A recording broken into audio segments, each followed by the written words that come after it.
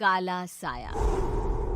यूं तो बनारस घाट अपनी खूबसूरती के लिए बहुत प्रचलित है, पर घाट के किनारे कई राज लिए बैठे हैं।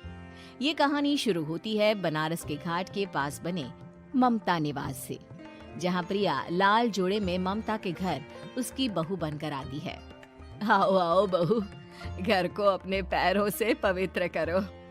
ममता घर की दहलीज पार कर ही रही होती है कि अचानक एक बहुत गंदी सी बास पूरे घर में फैल जाती है।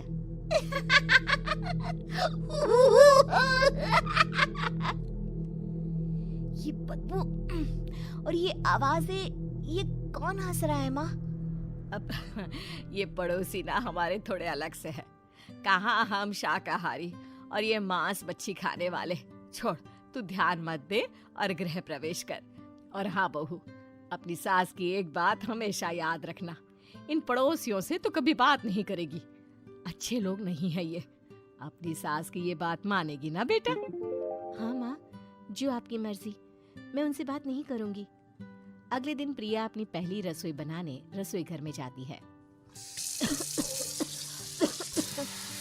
ये छोकी बात तो नाक में जा रही है। एक काम करती हूँ, खिड़की खोल देती हूँ। प्रिया खिड़की खोलने जाती है। इतने जाले, लगता है इस खिड़की को कभी खोला ही नहीं गया। पर ऐसा क्यों?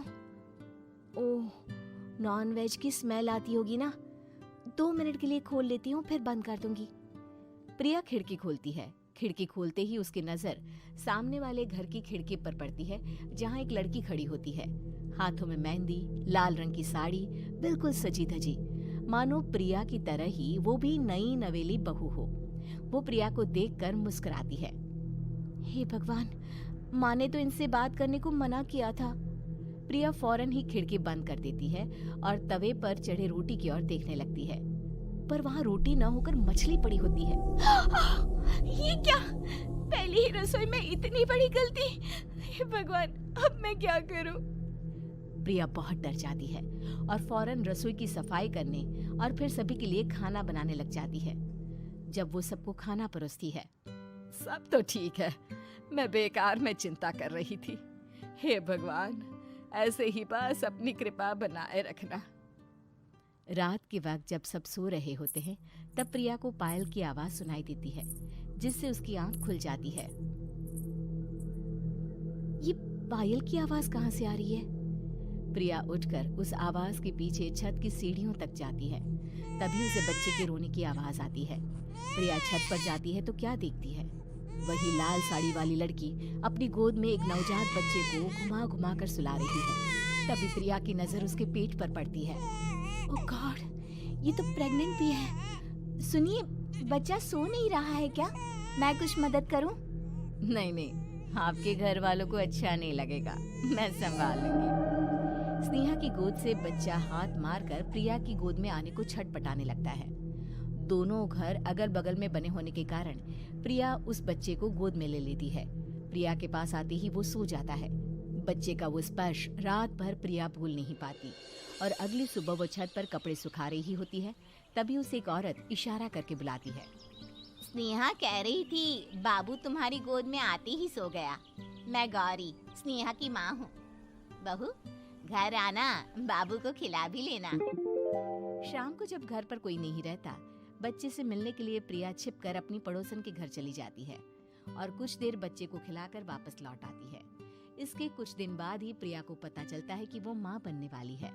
ममता की खुशी का ठिकाना नहीं रहता।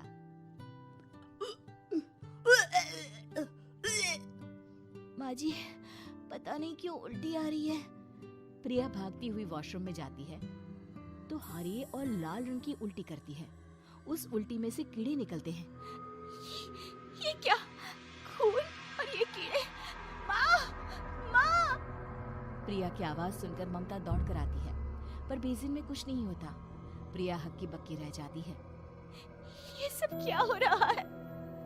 प्रिया घबरा जाती है और अपने कमरे में जाकर सो जाती है। डर के कारण वो इतनी थक जाती है कि उसकी आंख लग जाती है। तब उसे ऐसा लगता है उसके पेट पर मानो कोई बैठा हुआ हो। कौन हो? प्रिया के पेट पर एक 5 महीने की बच्ची बैठी हुई थी, जो बुरी तरह जली हुई थी। माँ, तुम ही मुझे लाई ना अपने पेट में। मैं तुम्हारी माँ नहीं हूँ। कौन हो तुम? माँ, देखो मैं जल गई बुरी तरह से।